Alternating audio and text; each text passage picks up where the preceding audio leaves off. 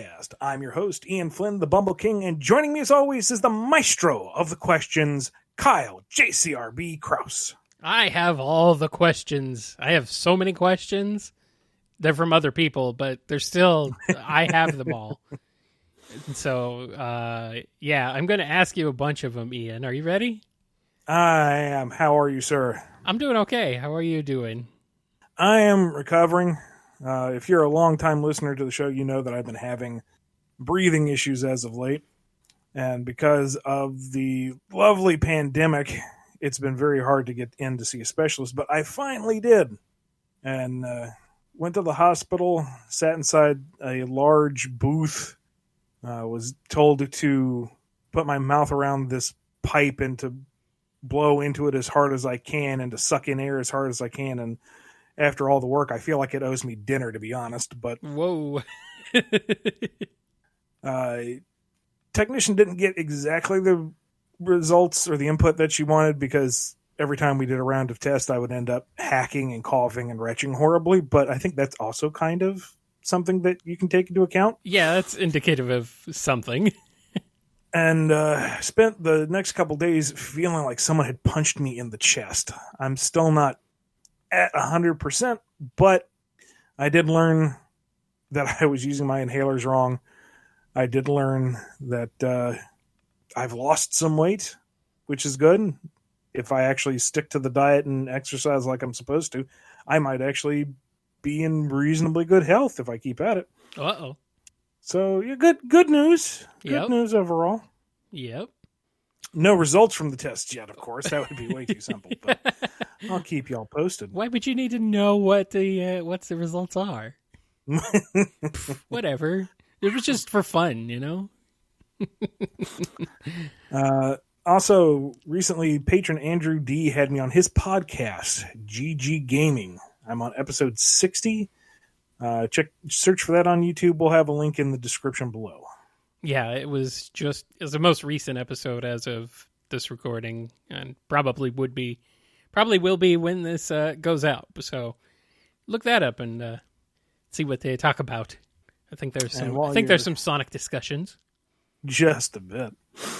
While you're looking out for stuff, I believe this week you should be able to find My Little Pony Meets Transformers #1 on your comic book shelves. I am one of the contributing writers to that, and Kyle, it's a silly book. Well, yeah, I would hope so. It has to be. It's a lot of fun. Like I was saying on the other podcast, I have a passing understanding of ponies and Transformers, and doing the research trying to find threads to connect. It's like, oh wait, this would work. This would work. This would work. Oh, these are fun. So I think you'll enjoy it. Jack Lawrence does the first story, and he's a phenomenal artist, so you're in for a treat. Excellent. Big thanks to everybody who subscribed and commented and liked and did everything last week on our podcast as well on YouTube. That was pretty awesome. So keep it up, guys. Thank you. More engagement. Engage us. Right. Like I said last week, we don't want to beg for you to subscribe and hit the bell and give us a thumb up or down and comment and blah, blah, blah, blah, blah, because nobody likes to hear that in YouTube videos. It's annoying. But we also want to be able to monetize so that you can block the ads and we can trick YouTube into giving us 50 cents a month. So if we can just reach that threshold where we can finally say, please, giant conglomerate, give us a pittance, then we can stop this nonsense and we can just go straight into the Q&A, which is what you guys really want. Yep. So this is really for your benefit. True. You know, subscribe, ignore the subscription. Hit the bell button, ignore the bell button. Comment somewhere below saying, I don't know, sniggerflop, moo, skadoosh, nonsense. Type in your favorite cookie recipe. I don't care. Just do it. I'll still read it because, I don't know. Last time I said just say quack and everybody started quacking and that cracked me up. So. That was pretty good, yeah. Had quite a few quacks in there. So thank you guys for not skipping the intro and skipping to the Q&A. Everyone who didn't type quack in there clearly did not listen to the intro and skipped to the Q&A. No, they're just saving it for the Moo this episode. Oh, We're gonna have a whole okay. barnyard by the end of August. Sure, we'll do that. All Kyle, right. if people want to show up on the show, how do they ask a question? All right. You can email us at BumbleKast@yahoo.com. Hit us up on Twitter at BumbleKast. You can also send us $6 or 2 coffees over at Ko-fi in the YouTube comments or via Patreon comments, messages, or if you're a patron, on our private patron Discord. If the question has been answered within the last few episodes, is on the FAQ over at bumbleking.com, or is about past Sonic plans, we likely won't answer it. If your question hasn't been answered in a while, check those places.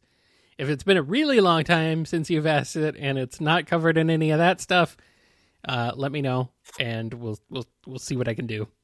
But we got a lot of priority Q&A this week, including one that I accidentally skipped last week. But we're starting off with it now. So here we go. Let's jump into the priority Q&A. Our first one comes from none other than Andrew D. In the story, Eggman's Day Off from Sonic Annual 2020, Dr. Starline is looking at events happening through portals from the Warp Topaz. Were these events happening simultaneously? Also, those events took place after Dr. Starline had already started to have doubts about working for Dr. Eggman, yet in this story, he still seems to be a big fanboy. Would you say the story takes place before the events seen in the portals and ignore the contents of what was seen? Or would you say this takes place after those events seen in the portals and ignore Dr. Starline's unwavering admiration of Dr. Eggman? Or perhaps you might have a different solution altogether. Truth be told, I'd have to see the story again to remember exactly what was going on in the warp portals and the context they were shown. I don't have a copy on hand, so I'm going off of memory, and that's a fool's errand. But whatever's showing up in the warp portals should be all in the same time. They just open up points in time of space. They don't open up across time. Did I say time and space? Open up in points in space, not across time. Blah. As for his reactions to Eggman, he can still be doubtful and a fanboy at the same time. A lot of his thoughts and concerns he kept to himself. He would raise a point to Eggman, sure, but he's not going to show his hand just point blank. He still admires Eggman immensely, even after Eggman gave him the boot, quite literally. But we'll be touching upon that later. This one comes from AfroLuffyX.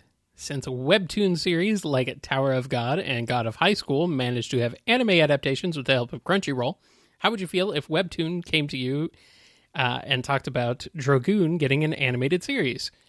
I know by the time I'm writing this question that there isn't much material to adapt, but would you give the staff the outline of the story you planned or allow the staff to do their own thing with the material, and how much creative input would you have?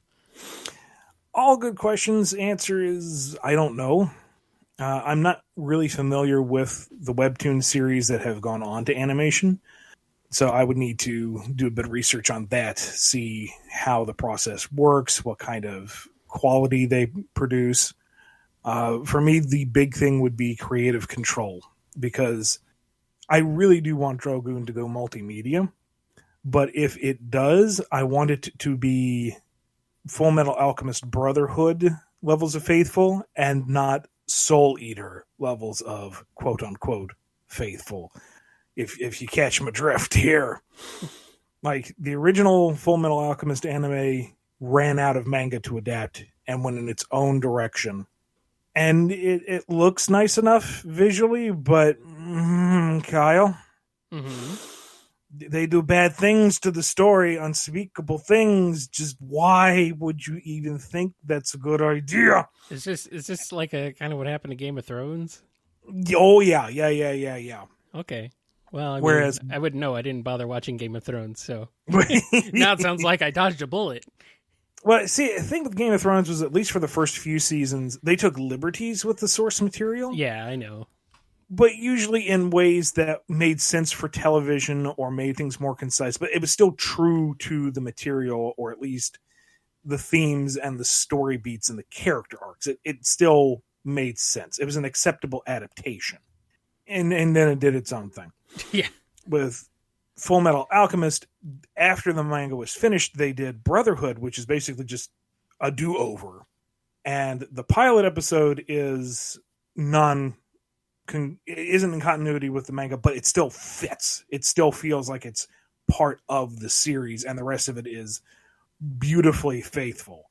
Another example, I guess, would be Dragon Ball Z versus Dragon Ball GT. I want Z. I don't want GT. So it depends on how much creative input I would have, how much creative input Adam would have, because he has put a lot of effort into designing the feel and the look of Drogune. So he should definitely have some input on it. Yeah. In terms of content, we only have 43 pages so far, but the series is outlined. I know where the book is going from here to the end, and all the little tangents I want to go along the way, plus whatever bubbles up, because I have no filter and must tell more story, must write it all down. Kyle, that's out of control. Do it. Maybe not right now, but after the show. After the show. But overall, if somebody came with an offer, my first reaction would be, and then, rein it back and see what the nitty gritty would be. Right. Another aspect of it would be who would own the rights to the material that is animated. Like if the animated series introduces characters or aspects for the show, does that fall under the Collective Drogune license and I can use it in other media?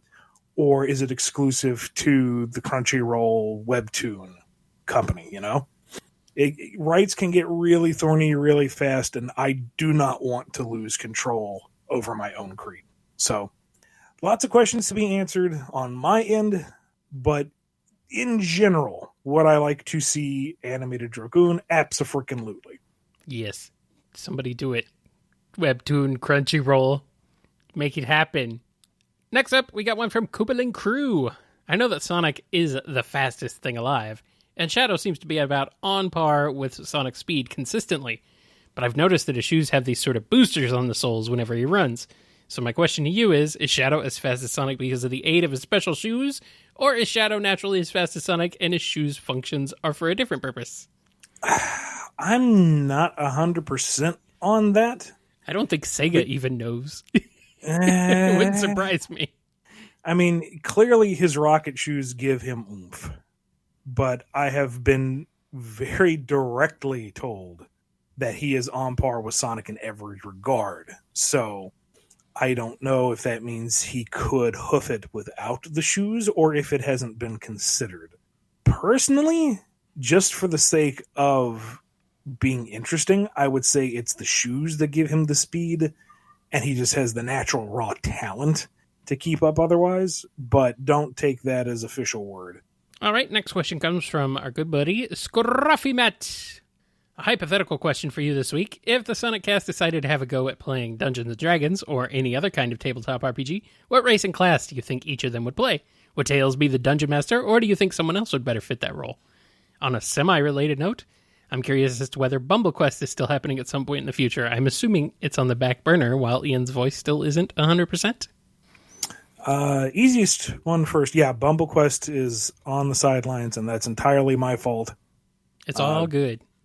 I have some ideas about how I want to tackle it, but I don't even want to bring it up with you until, it's okay. I know I can actually do it. It's fine. Your voice and recovering in that and everything is, yeah, that's, we don't have to worry about that. Because I don't think we can really do 30-minute play sessions. That No. That ain't gonna fly.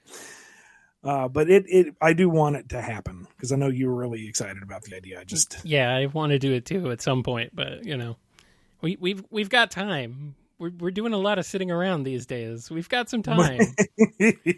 Now would be the perfect time to do it if I just wasn't. Yeah, well, that's okay. For a D&D group, I have a hard time seeing a lot of the cast getting into it. I can see Tails wanting to play, but also being so adept at the rules that he kind of backseat DMs. That's why you make him the DM. But he doesn't want to be the DM. He wants to play the game. He wants to be a member of the party. He likes to contribute, but maybe that campaign isn't making any sense. If we did it this way, it would be better. Guys, just listen to me. Honestly, I think Sonic would get into it. Really? I can't see him Sonic sitting down long enough to do a stat sheet. I think Sonic would just get, like, he would love the dice rolling aspect of it, just being like, bam! He would just, he'd like do a spin dash to fling the dice. And bounce off of Knuckles' head. And something like that.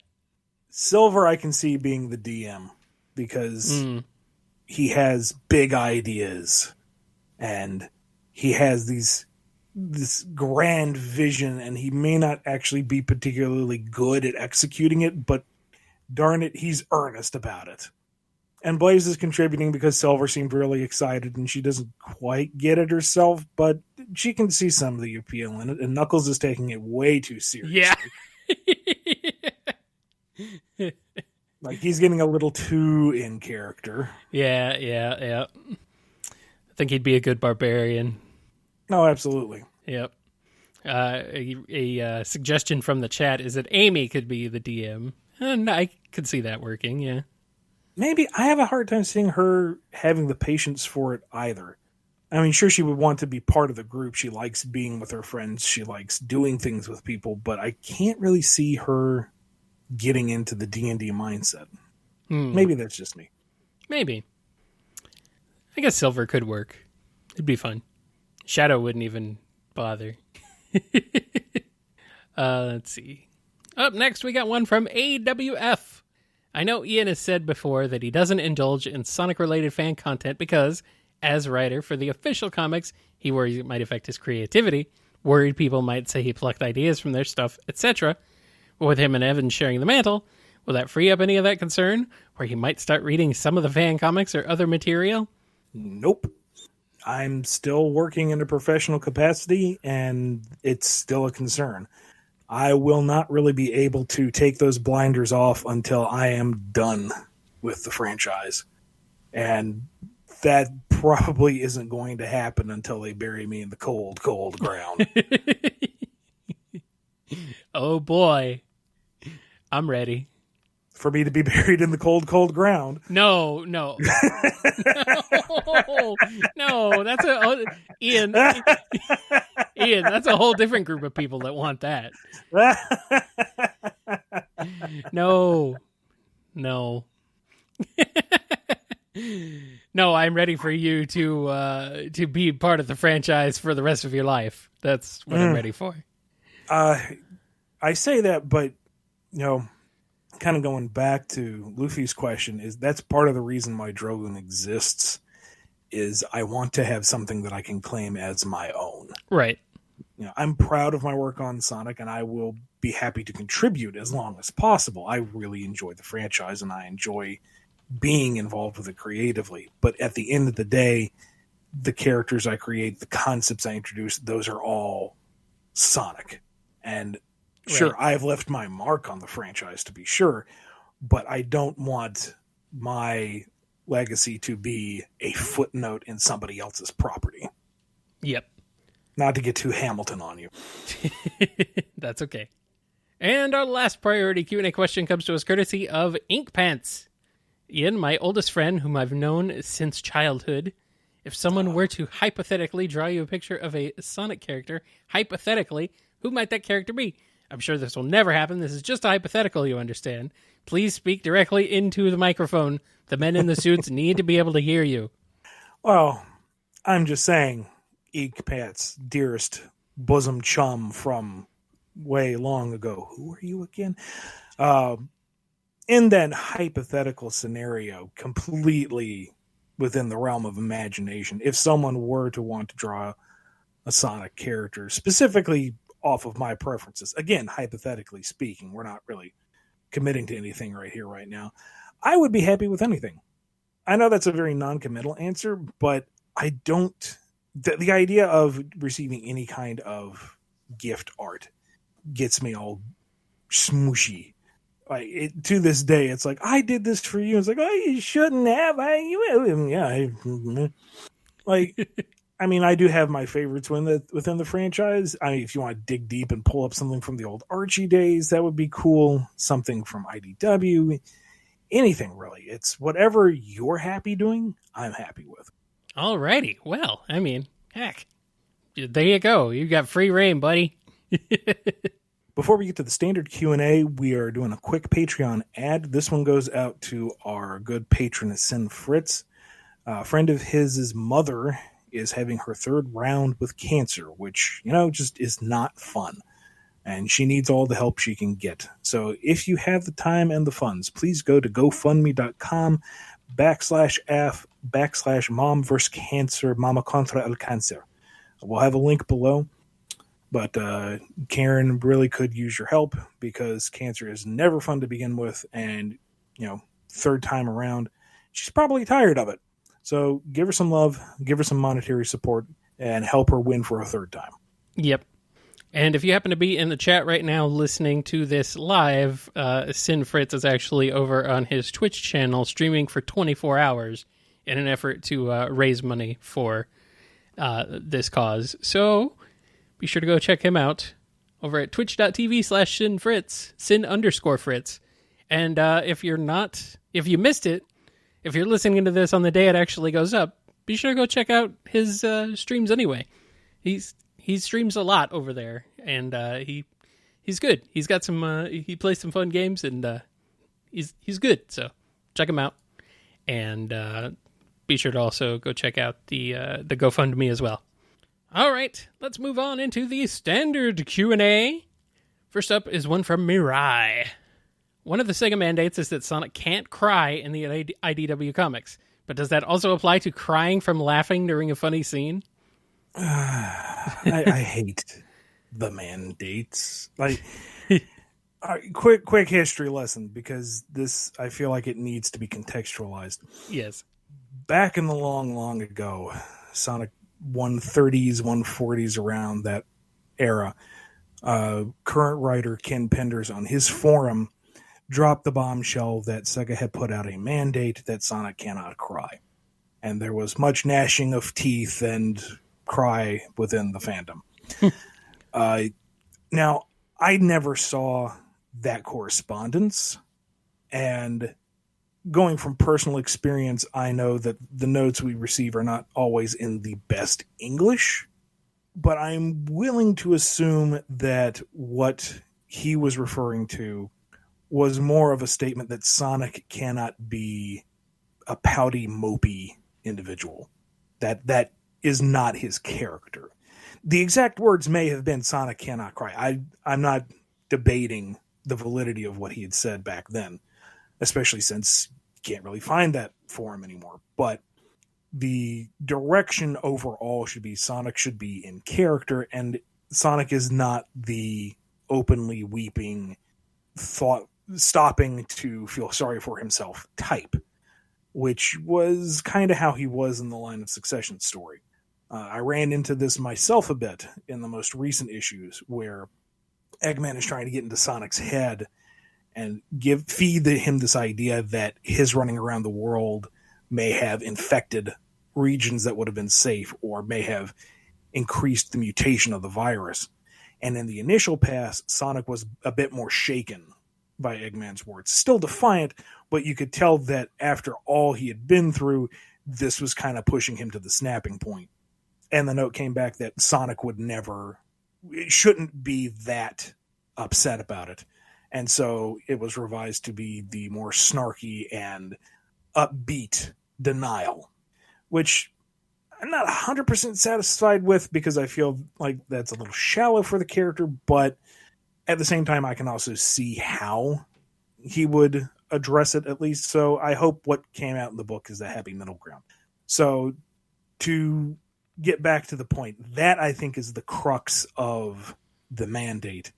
And while we're at it, can we just put an asterisk on that? Swap out the synonym of your choice. Mandate, rule, guideline, whatever. It's not like it's a hard and fast printed document. We've covered this. It's, the licensor has rules for their license. So, could Sonic cry in laughter?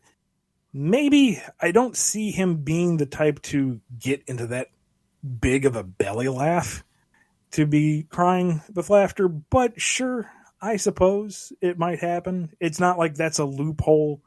It's more that they don't want Sonic to be a individual who just gives in to despair.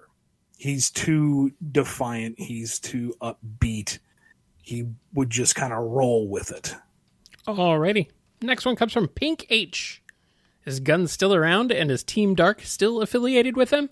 Again, I'm curious because I kind of like that aspect and the fact that Gun has been one of the more competent organizations I've seen within fiction, given that they actually do stuff and are helpful in certain situations. Plus, Commander Tower's relationship with Shadow, Rouge, and Omega was interesting. That depends on which version of Gun and Team Dark you're talking about. Yeah. If you're talking about the old Archie comic version, then no. Because apparently that doesn't exist in game canon, as I've been told. Like, number one, there is no official Team Dark. It's just a brand that they use for the game. They aren't actually friends. They aren't actually a team. And they don't work for Gun. They are not affiliated with Gun. Never have been. Okay, this is going to be another one of those episodes where people freak out at the answer to this question. Like, what?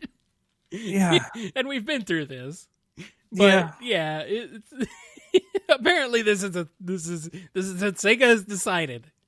Yeah, I mean, I do remember when we were doing Shadowfall back in the day, and we had that scene where Team Dark is getting briefed by Gun and Commander Tower, which is not his official name, by the way. That was something I came up with, and we never really pointed out that that was supposed to be the Gun Commander. He was just a commander in Gun named Tower, who happened to have his design. I remember we got notes back saying that, you know, Shadow shouldn't be an agent of Gun. He's just working with them because it fits with what he wants to do at the time. And it's like, you know what? Sure. We'll just not address that at all at any point in the script. There you go. Just say Shadow is present, and he's going to do what they say because he wants to. And the tap dancing and loopholes that we used to dance through, which we can't do anymore. I also have to question the concept that Gun is competent. I mean, they certainly were more proactive in Shadow the Hedgehog.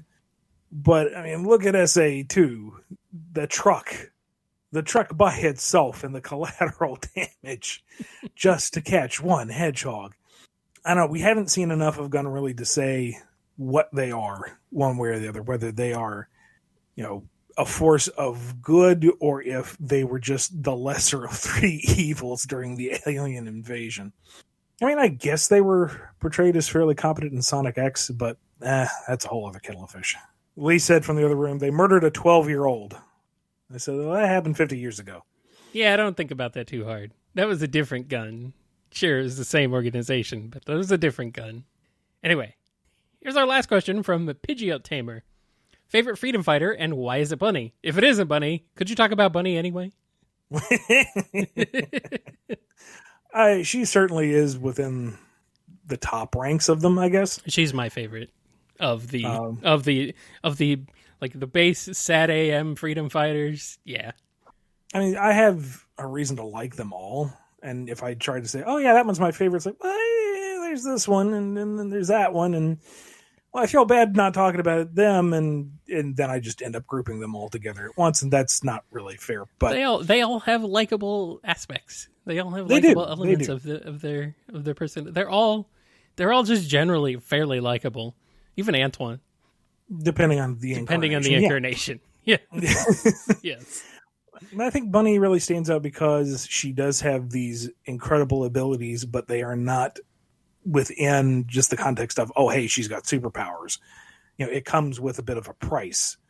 She is not 100% comfortable with them, and it impacts her daily life. And I think that's a neat way to frame her cybernetics. And, you know, they've been treated in various ways over the years by different incarnations of the book, but I don't know. She is a fun character.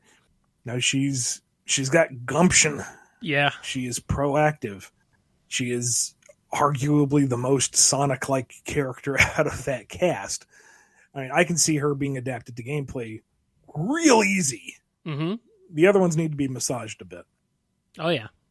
I mean, that being said, the bunny ROM hacks are proof of that. They work very well.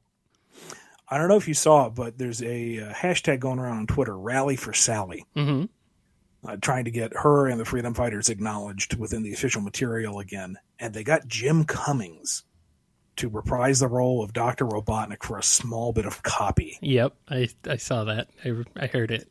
Oh, man, that was so freaking cool. Yep. It's so nice to hear that voice again, yes. And he's still on point. Never lost a step. He does, yeah. He's always kind of been that way, though.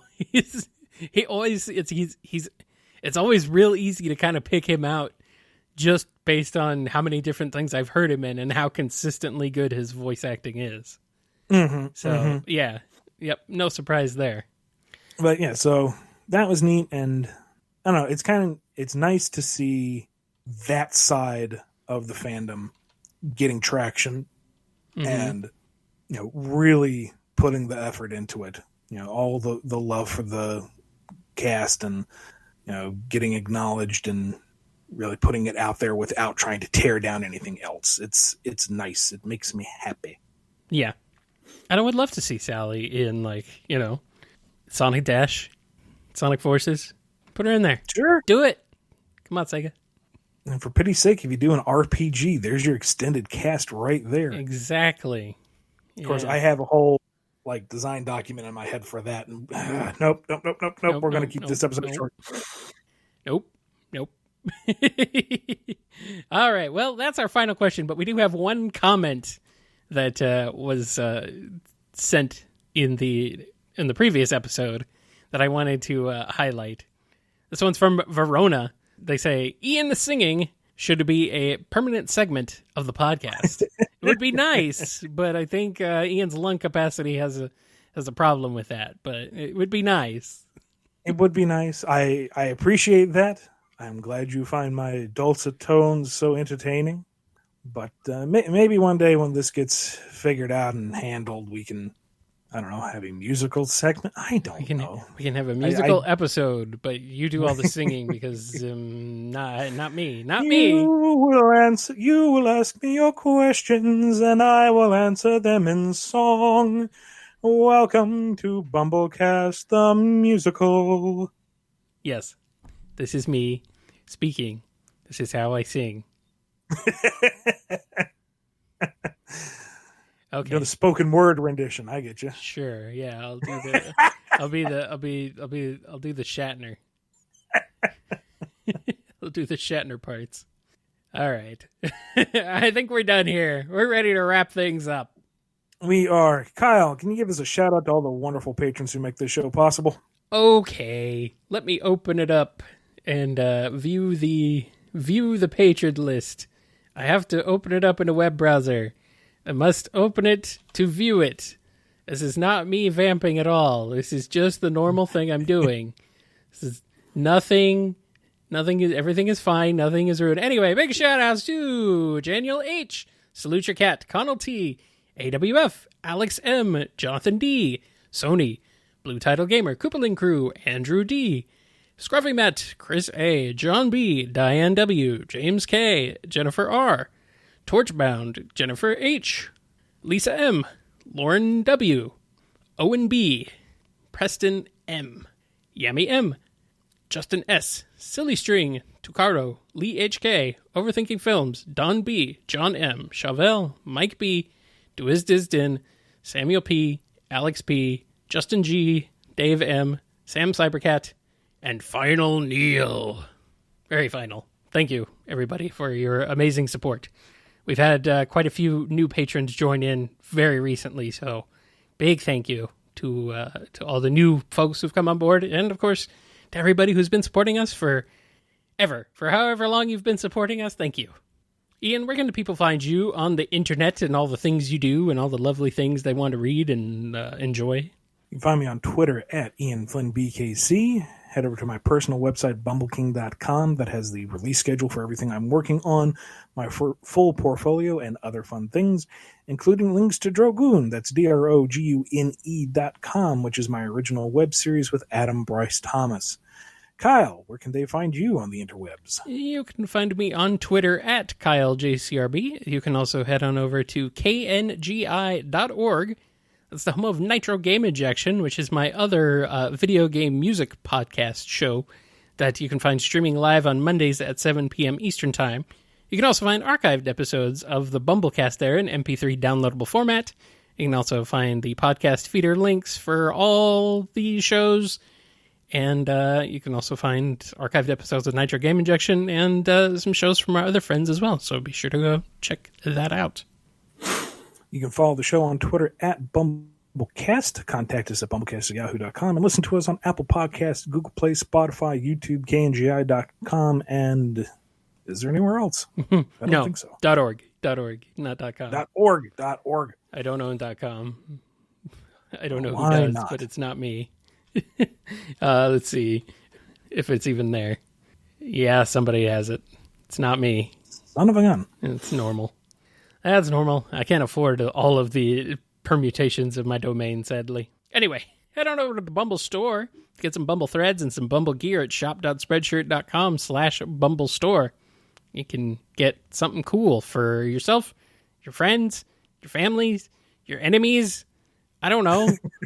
Give a stranger on the street something BumbleKast related. They'll thank you for it after they ask you what the heck is a BumbleKast. You can also catch us for BumbleKast Gaming Live, streaming on Twitch. That's twitch.tv/BumbleKast Gaming on a variable schedule that we're still kind of figuring out. Just make sure to follow the Twitter. We'll announce specifically when we're going live there because I am very unreliable in that way. Yeah, the Sunday streams are definitely going to be staying, but the weekday stuff is a bit up in the air right now. I'm working on figuring something out, and we'll see. So the problem has been is that like for sometimes like doing the midnight streams it's kind of late for me, even though it's only 9 o'clock where I am. It's still kind of late, and so it's just like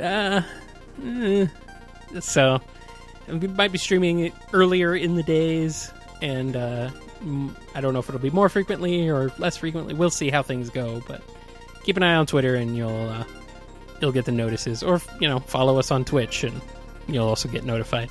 That's going to wrap us up for this episode of the BK Q&A. Thank you for joining us. We'll see you next week for more of your questions and more of my answers. More of your answers, yes. I won't be answering any questions. Well, you might. Sometimes people ask you questions. Yes. We should totally do an episode that's just you doing Q&A. I'm going to answer Q&A for you. But you won't let me do that. As long as we have a disclaimer at the front. You won't let me answer the questions that are directed to you. That's like that. That's the April 1st episode though. But there you go. There you go. I answer your questions. You won't like the answers. You've been listening to the BumbleKast, a co-production of Bumble King Comics and the KNGI Network. Original theme music composed by Ken Coda Snyder. Remixed intro by T-Lopes. Find out more information, along with podcast feeder links, MP3 downloads, and more at bumbleking.com and kngi.org.